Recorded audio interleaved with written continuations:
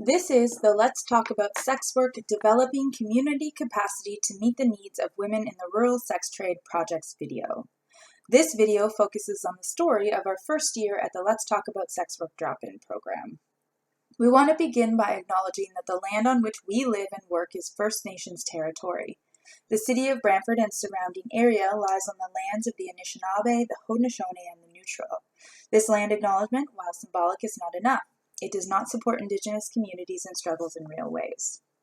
As employees of the social service sector, as educators, and as individuals who benefit from the occupation of this land, we have a responsibility to continuously frame our work through a decolonial lens, to constantly educate ourselves, and to build reciprocal relationships that are rooted in the values and histories of Indigenous communities.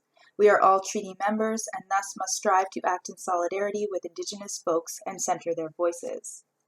In 2014, a needs assessment was done of sex workers in Brantford, Brant, Haldimand, and Norfolk by Dr. Stacey Hannum of Wilfrid Laurier University.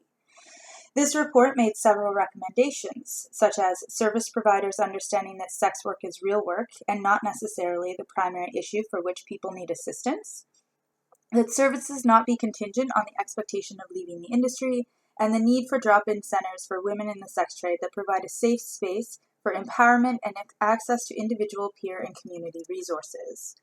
These recommendations led to a successful application to the Women's Exchange 15K Challenge.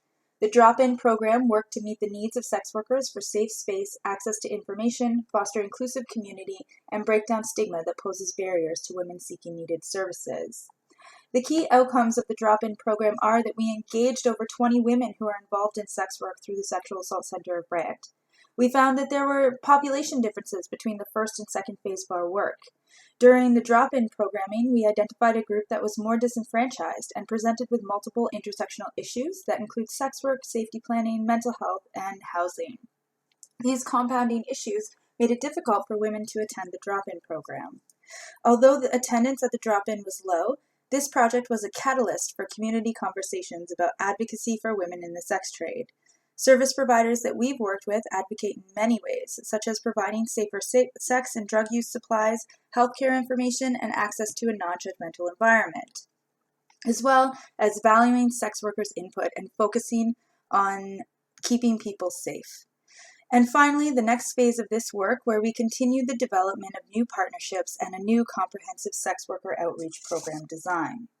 To conclude, we would like to extend our deepest gratitude to the Women's College Hospital.